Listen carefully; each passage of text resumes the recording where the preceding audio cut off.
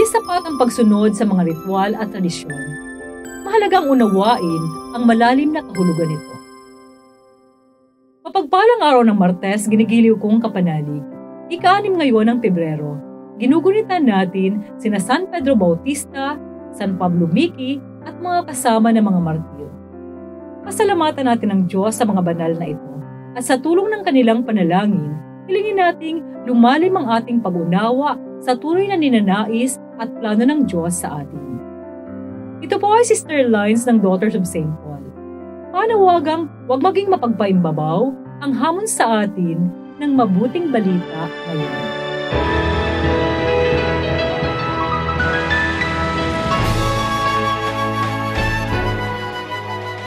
Nagkatipon sa paligid ni Jesus ang mga Pariseo at ilan sa mga guro ng batas na galing sa Jerusalem. Napansin nila na kumakain ang ilan sa mga alagad niya ng may maruming kamay na hindi naguhugas ayon sa seremonya. Kaya tinanong siya ng mga Pariseo at mga guro ng batas, "Bakit hindi sinasabuhay ng iyong mga alagad ang tradisyon ng mga ninuno? Hindi nga sila naguhugas ng kamay bago kumain."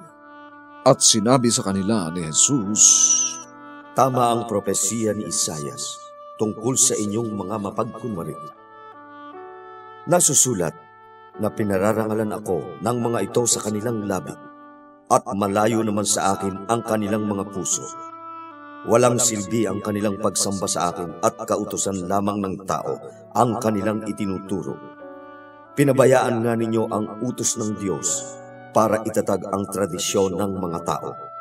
Mahusay na pinawawalang bisa ninyo ang salita ng Diyos para tuparin ang inyong tradisyon. Sinabi nga ni Moses, igalang mo ang iyong ama at ina, at patayin ang sinumang susumpa sa kanyang ama o ina. Ngunit sinasabi niyo na kung may magsasabi sa kanyang ama o ina, inialay na ang pwede kong itulong sa inyo, wala na siyang magagawang anuman, ayon sa palagay ninyo, para sa kanyang ama at ina. Kaya pinawalang bisa ninyo ang salita ng Diyos sa tulong ng sarili ninyong tradisyon, at marami pa ang mga ginagawa ninyong ganito."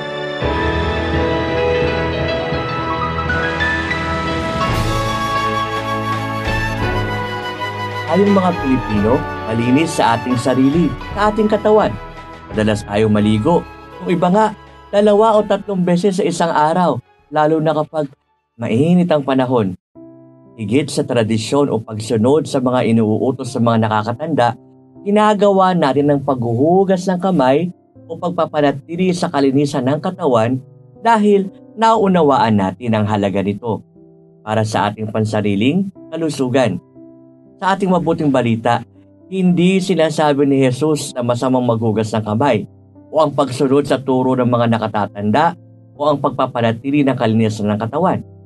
Ang sinasabi ni Jesus, higitan at lampasan natin ang mapagpaimbabaw na kalinisan at laliman natin ang ating pag-unawa sa tunay na nais at plano ng Diyos sa atin.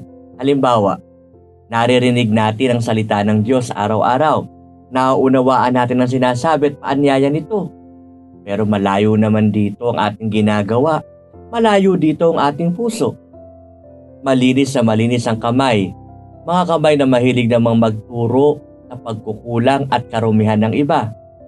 Mga kapanalig, kahit ilang ulit tayong maghugas ng kamay o magpakita na nagpepenitensya o magbihis ng malinis sa puti, pero kulang sa loob at puso naman, kung ang nasa loob at puso naman ay puno ng kasalanan, ng galit at puot at pag-iimbot, ay tugmang-tugma sa punan ni Jesus, mga hipokrito.